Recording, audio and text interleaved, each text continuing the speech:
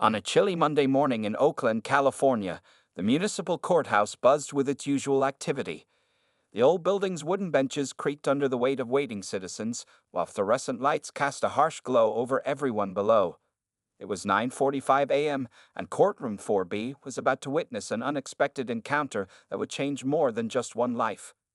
Dr. Maya Washington sat quietly in the front row, her back straight and her expression calm. She was dressed professionally in a navy blue blazer and matching pants, with her natural hair styled in neat twists. At 35 years old, she carried herself with the confidence of someone who had faced many challenges and emerged stronger. Her hands rested carefully on the folder in her lap, containing documents she hoped she wouldn't need today. The bailiff's voice cut through the murmur of the courtroom. "All rise, the Honorable Judge Richard Harrison presiding."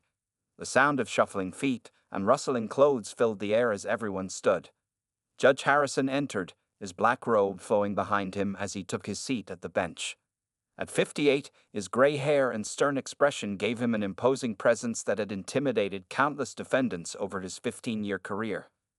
Case number 2024 CR 789, the court clerk announced, her voice echoing in the now silent room. City of Oakland versus Maya Washington, charges of trespassing and disrupting business operations. Dr. Washington rose smoothly from her seat, walking to the defendant's position with measured steps. As she moved, several people in the gallery watched intently. Among them was Mrs. Jenkins, an elderly woman from West Oakland who had known Maya since she first moved to the neighborhood 5 years ago.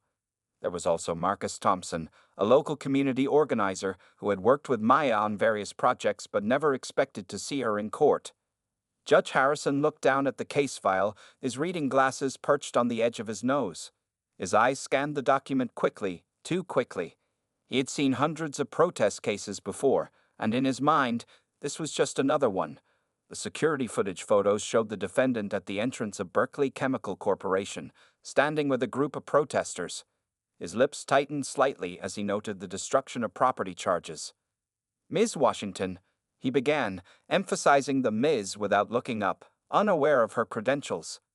"You stand accused of leading a group of protesters who trespassed on private property and disrupted business operations at Berkeley Chemical Corporation on April 15th.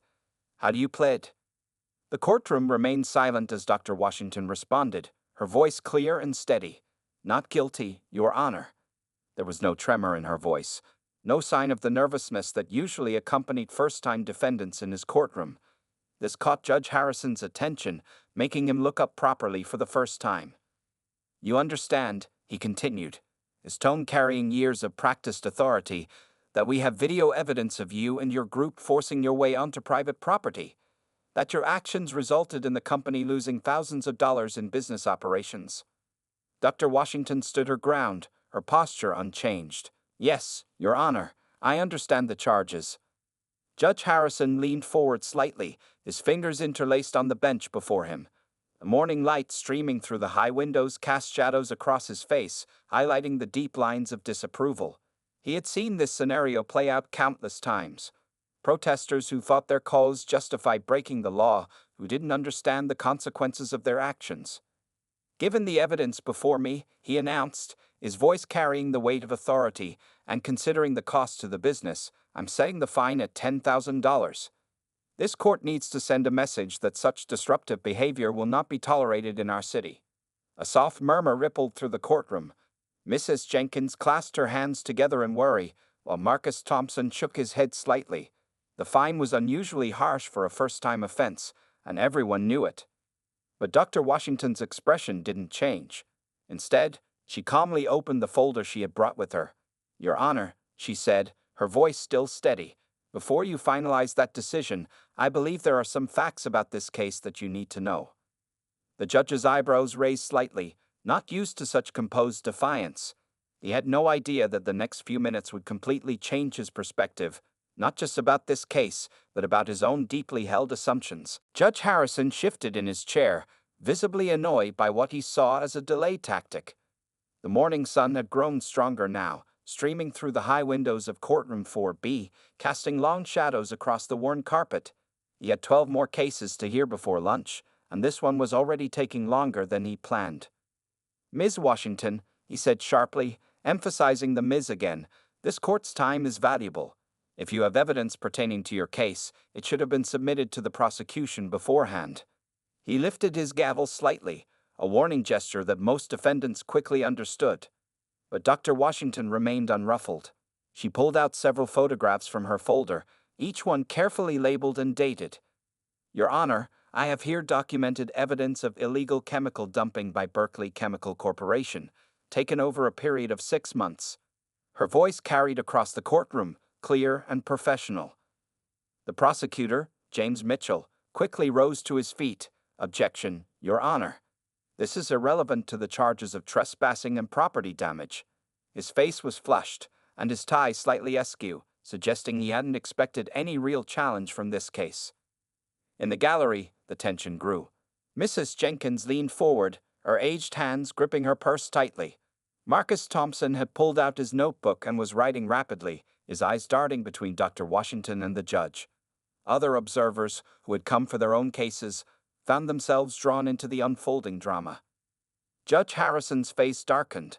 Ms. Washington, the prosecutor is correct. Whatever complaints you may have against this company should be filed through proper legal channels. Breaking the law is not the answer. He picked up his gavel again, ready to end the discussion. With all due respect, Your Honor, Dr. Washington continued, her calm demeanor unchanged. These documents were submitted through proper channels 3 times over the past year. She pulled out a stack of dated receipts from various government offices.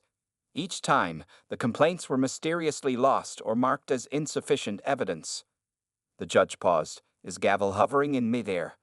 Something in her tone made him hesitate. It wasn't the usual defensive anger he heard from protesters.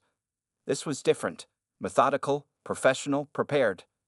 Furthermore, she continued, taking advantage of his momentary pause, the location where I was arrested isn't just private property. It's a public health hazard that's actively harming the West Oakland community. She pulled out more papers, official-looking documents with government letterheads. The prosecutor jumped up again. Your Honor, please.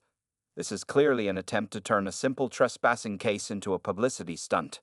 But his voice wavered slightly as he caught sight of the documents in Dr. Washington's hands. Judge Harrison frowned, his earlier certainty beginning to crack. He had handled hundreds of protest cases, but something about this one felt different. The defendant's composure, the organized documentation, the lack of theatrical activism he was used to seeing, it all suggested there might be more to this story. Ms. Washington, he began, then caught himself as he noticed the doctor prefix on one of her documents. Dr. Washington, he corrected, his tone slightly less harsh, are you suggesting that your actions were in response to a public health threat? The courtroom grew even quieter. Mrs. Jenkins nodded silently in her seat, tears forming in her eyes. Marcus Thompson had stopped writing, his pen hovering over his notebook as he waited for the response. No, Your Honor, Dr. Washington replied, her voice steady but passionate. I'm not suggesting it. I'm proving it with scientific evidence gathered over 2 years of research. She placed a thick binder on the evidence table. This contains data from soil samples, water testing, and air quality measurements, all showing dangerous levels of toxic chemicals that exceed EPA standards by over 300%. Judge Harrison's expression shifted slightly. For the first time that morning, he looked at the woman standing before him, really looked at her. He noticed her professional attire, her dignified bearing, the intelligent gleam in her eyes. He began to realize that his initial assumptions about this case, and about her, might have been seriously misplaced. The morning sun now filled the courtroom completely, illuminating specks of dust floating in the air, as if the very atmosphere was charged with anticipation of what would happen next. The weight of silence in courtroom 4B grew heavier as Dr. Maya Washington opened another folder. The sound of papers rustling seemed unusually loud in the quiet room. Even the usual squeaking of the old courthouse chairs had stopped as everyone leaned forward, waiting to hear what would come next. Your Honor, Dr. Washington began, her voice carrying a quiet authority, I'd like to properly introduce myself to the court. She pulled out a series of credentials and awards, laying them carefully on the evidence table. I am Dr. Maya Washington, lead environmental researcher at the Berkeley Climate Change Institute, and I hold a PhD in environmental science from Stanford University. Judge Harrison's eyes widened slightly, He reached for his reading glasses, putting them on to examine the credentials more closely. The prosecutor, Mr. Mitchell, shifted uncomfortably in his chair, loosening his tie further. For the past decade, Dr. Washington continued, I've been studying the effects of industrial pollution on minority communities across California. My research has been published in over 20 scientific journals. She placed several academic papers on the table, their covers showing prestigious journal names that even Judge Harrison recognized. Mrs. Jenkins, still sitting in the gallery, whispered to those around her, That's our Maya. She's not just any protester, she's our guardian angel.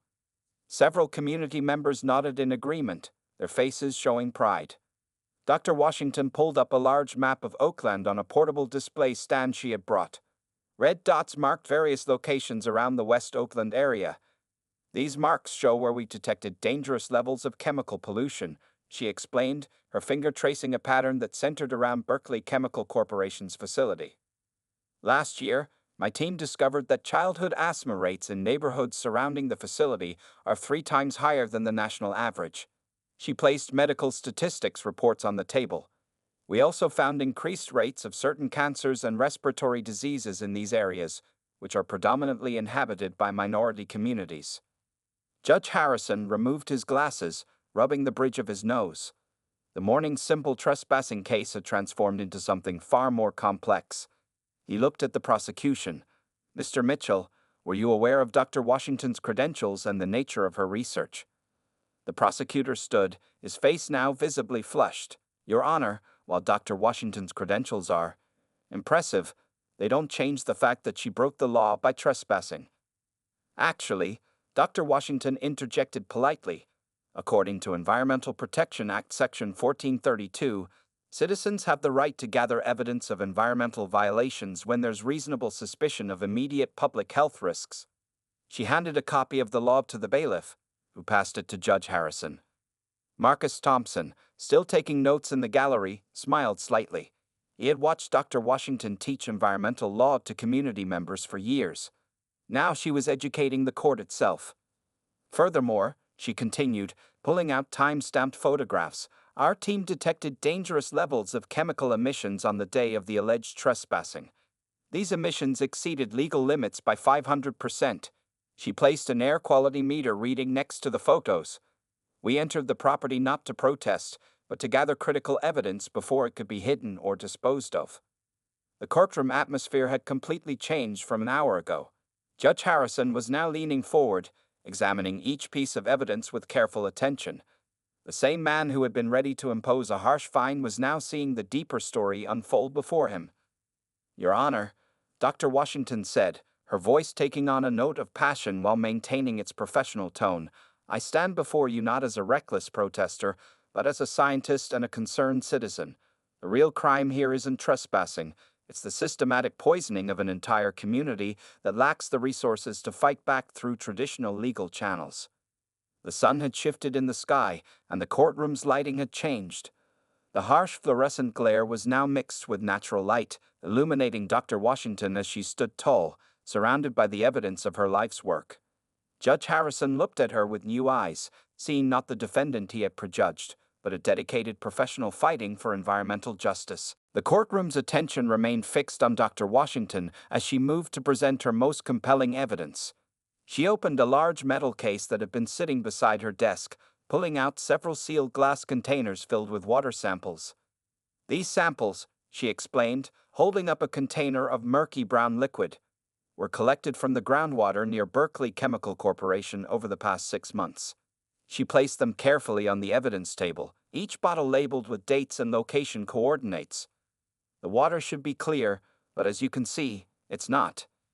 Judge Harrison leaned forward, his reading glasses back on his nose. The prosecutor, Mr. Mitchell, had stopped objecting and was now watching with visible concern.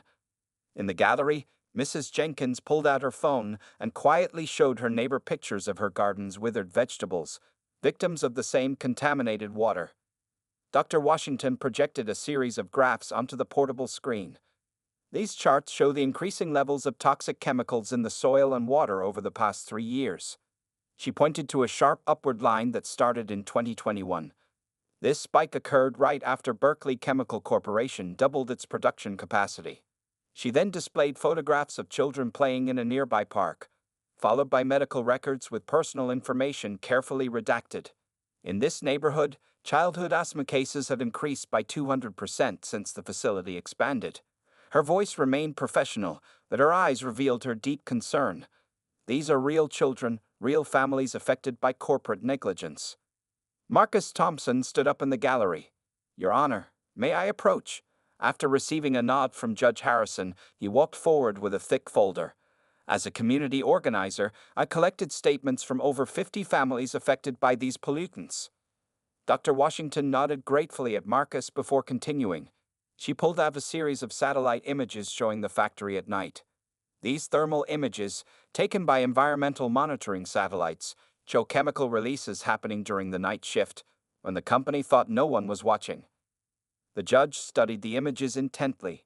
The black and white photographs clearly showed plumes of emissions rising from the facility's stacks, timestamped between 2 a.m. and 4 a.m. on multiple dates. But the most disturbing evidence, Dr. Washington continued, her voice growing slightly harder, is this. She played a short video on her laptop, showing it to the judge.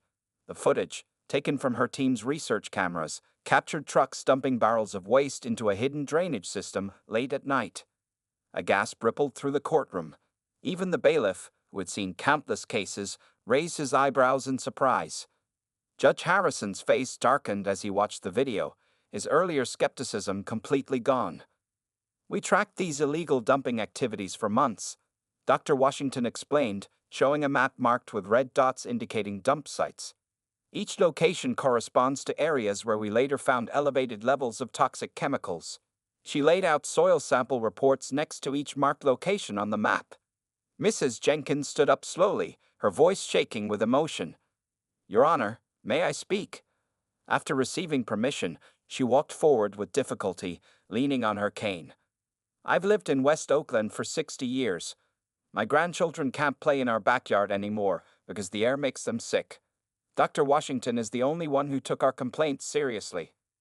The prosecutor shifted uncomfortably in his chair as more community members nodded in agreement. The evidence was becoming overwhelming, transforming what had seemed like a simple trespassing case into something far more significant. Dr. Washington pulled out one final document, a thick research paper published in the Journal of Environmental Science. This peer-reviewed study, which I authored with my team, conclusively links the increased health issues in West Oakland to specific chemicals used exclusively by Berkeley Chemical Corporation. She handed copies to both the judge and the prosecutor. Judge Harrison removed his glasses, rubbing his eyes. The morning's proceedings had revealed a pattern of corporate misconduct that went far beyond a simple trespassing incident. He looked at Dr. Washington with new respect, recognizing that her actions were not those of a casual protester, but of a dedicated scientist fighting for environmental justice. Judge Harrison sat back in his chair, his earlier stern expression replaced by one of deep thought. The morning light had shifted, and shadows danced across the wood-paneled walls of courtroom 4B. He looked down at his notes, then at the mountain of evidence before him, and finally at Dr. Washington, seeing her as if for the first time. "The court will take a 15-minute recess," he announced, his voice lacking its earlier harsh tone. "Dr. Washington, Mr. Mitchell, please remain." The bailiff called out for everyone to rise as Judge Harrison left the bench, disappearing into his chambers. Once inside, he loosened his black robes and sat heavily in his leather chair. On his desk lay a framed photo of his own grandchildren playing in their backyard. He picked it up, thinking about Mrs. Jenkins's words about her grandchildren unable to play outside. The parallel struck him hard. Meanwhile, in the courtroom, people spoke in hushed whispers. Mrs. Jenkins patted Dr. Washington's shoulder as she passed by, while Marcus Thompson continued updating his notes. The prosecutor, Mr. Mitchell, sat alone at his table, loosening his tie completely and flipping through Dr. Washington's research papers with a troubled expression. In his chambers, Judge Harrison pulled out his own copy of the Environmental Protection Act, reading through Section 1432 carefully, his legal pad filled with notes as he considered precedents and previous cases. But more than the law, he thought about justice, real justice, and his role in it. When he returned to the courtroom 15 minutes later, Something had changed in his bearing. The stern mask of authority had been replaced by something more thoughtful, more human. The bailiff called the court back to order, and everyone settled into their seats, the air thick with anticipation. "Dr. Washington," Judge Harrison began, his voice softer than before, "I owe you an apology." A murmur of surprise rippled through the courtroom. Judges rarely apologized, especially not in open court. "I made assumptions about you and your actions without examining the full context. That was wrong of me." He picked up one of the soil sample reports, holding it up. "This evidence shows not just scientific data, but a pattern of environmental racism that cannot be ignored." He turned to the prosecutor. "Mr. Mitchell, has your office investigated any of these allegations against Berkeley Chemical Corporation?" The prosecutor stood, tugging at his collar. "No, Your Honor. We weren't aware of the extent of the situation." Judge Harrison nodded slowly, then turned back to Dr. Washington. "You could have published your findings and waited for the slow wheels of justice to turn. Instead, you chose direct action, knowing it might cost you personally. That takes courage." He picked up another photograph, this one showing children playing near the factory's fence line. The law must serve justice, not just order. When companies abuse their power to harm communities, especially minority communities, sometimes civil disobedience becomes a moral necessity. The courtroom remained silent, hanging on every word. Mrs. Jenkins wiped tears from her eyes. Marcus Thompson's pen flew across his notebook, recording every word. Even the bailiff stood straighter, sensing the historical importance of the moment. "Dr. Washington," the judge continued, "you entered that property not as a trespasser, but as a scientist gathering crucial evidence of ongoing harm to public health. Your actions fall squarely within the protections of the Environmental Protection Act's emergency evidence collection provisions." He looked around the courtroom, making eye contact with various community members present. This court has a duty not just to enforce the law, but to ensure justice is served. Sometimes, that means recognizing when our initial judgments were wrong. Judge Harrison straightened in his chair, his voice growing stronger with conviction. "More importantly, we must recognize when the true crime is not the act of protest, but the injustice being protested against." The morning sun now streamed fully through the windows, illuminating the judge's bench as if nature itself approved of this transformation. The same man who had started the morning ready to impose a harsh fine now sat as an ally of environmental justice, his understanding permanently changed by the evidence and humanity before him. As Judge Harrison's words settled over the courtroom, Mrs. Jenkins slowly rose from her seat again. Her hands trembled slightly, but her voice was strong as she spoke. "Your Honor, if I may, there's something more about Dr. Washington that the court should know." The judge nodded, gesturing for her to continue. The elderly woman made her way to the front, her cane tapping softly against the worn carpet.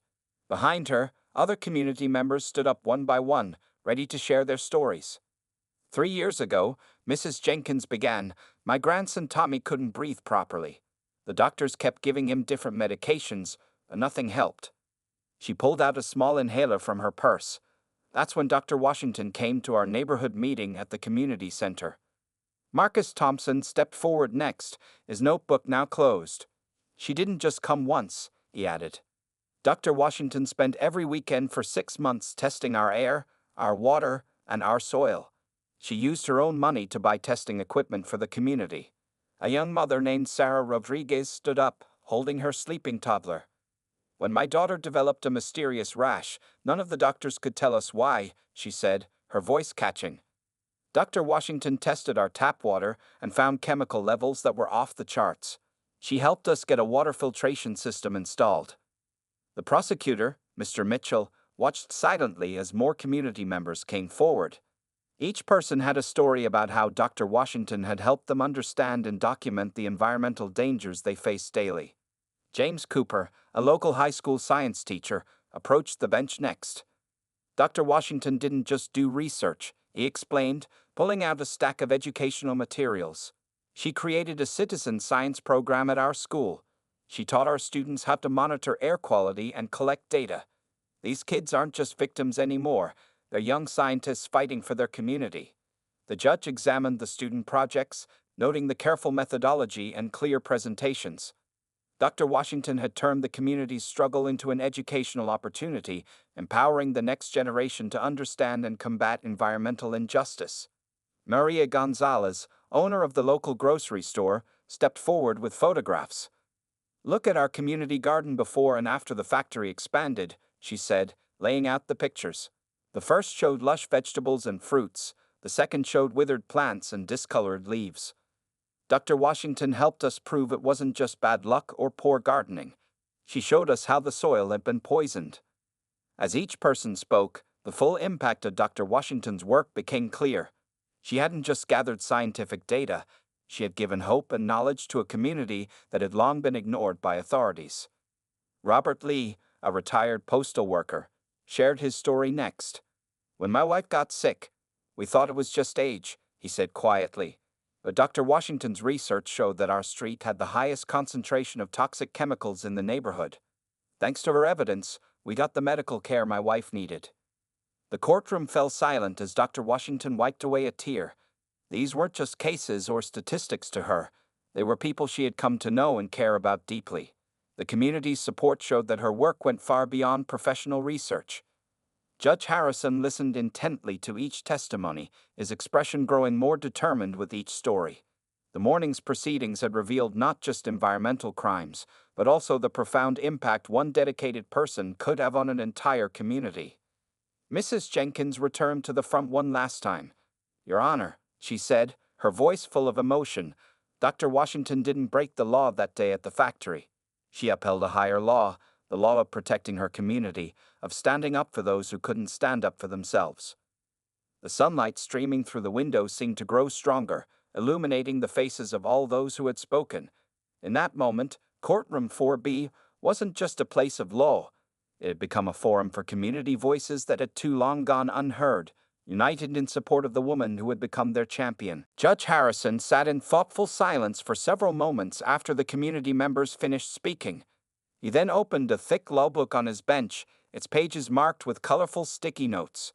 The entire courtroom watched as he referenced several landmark cases, his expression growing more resolved with each page he turned.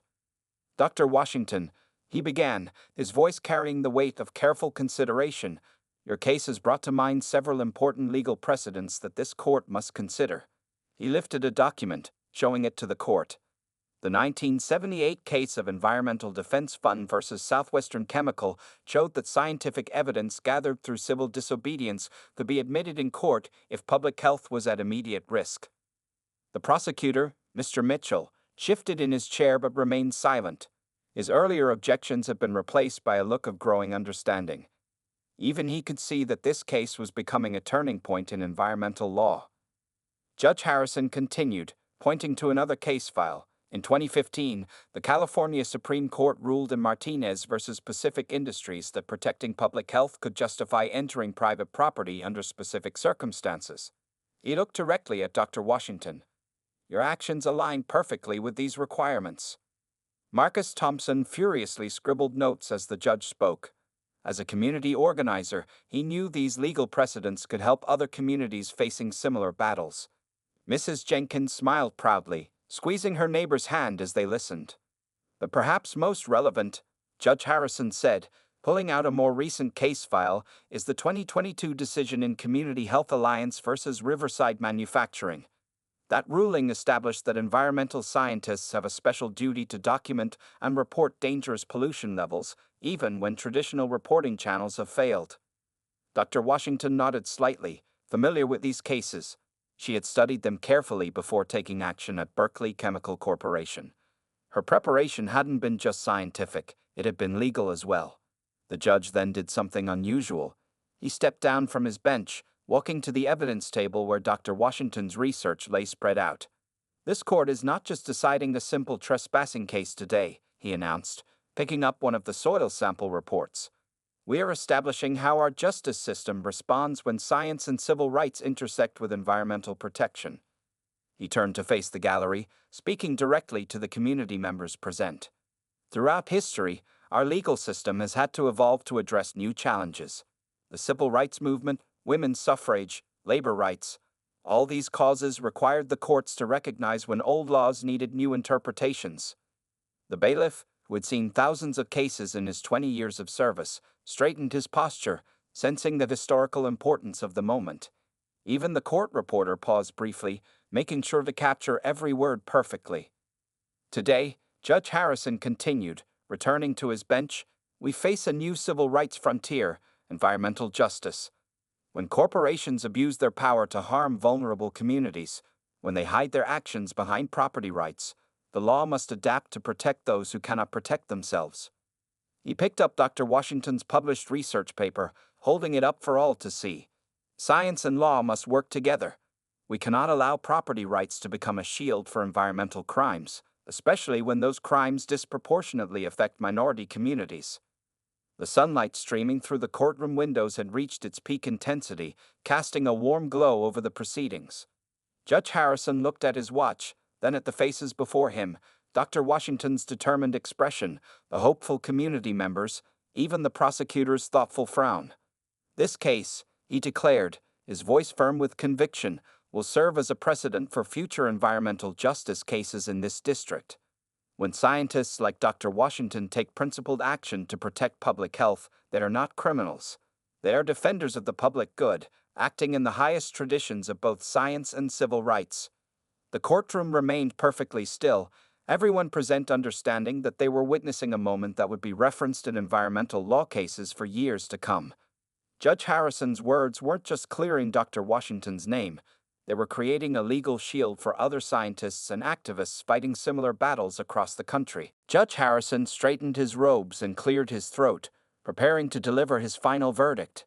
The afternoon sun cast long shadows across courtroom 4B, marking the end of a day that had started as a simple trespassing case and transformed into something much more significant. Will the defendant please rise, he announced, his voice carrying a new tone of respect when addressing Dr. Washington. She stood gracefully, her professional demeanor unchanged from the morning, though her eyes showed deep emotion.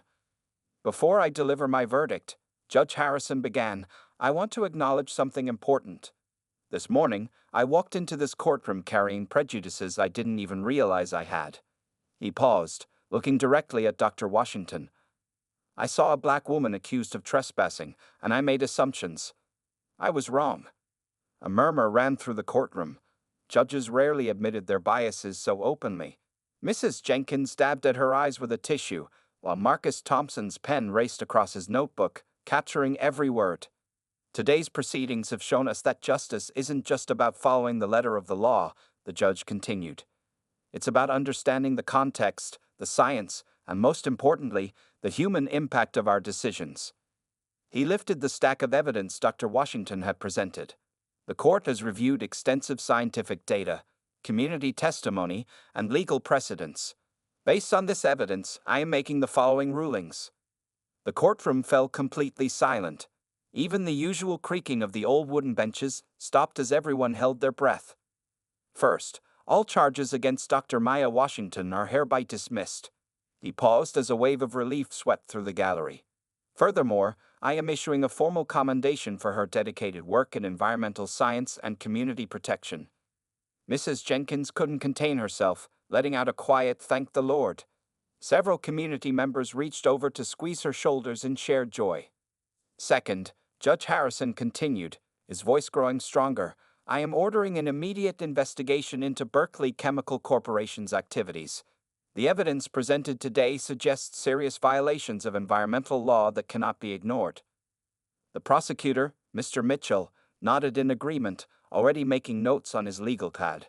His earlier opposition had transformed into determination to pursue the real wrongdoers. Third, the judge added, I am establishing new guidelines for handling environmental protest cases in this court. He held up a document he had been drafting during the brief recess. These guidelines will require judges to consider scientific evidence and community impact before making any rulings on cases involving environmental activism.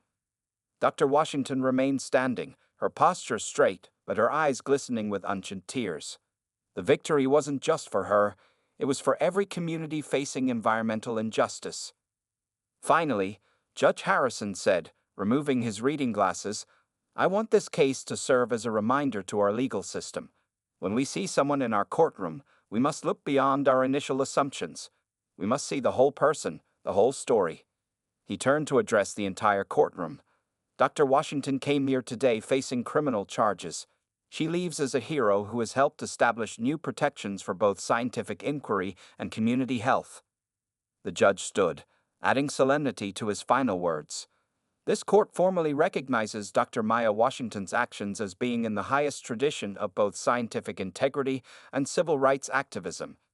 Let the record show that sometimes standing up for environmental justice requires the courage to challenge our existing systems. As the gavel fell one last time, the afternoon sun broke through the clouds, flooding the courtroom with golden light.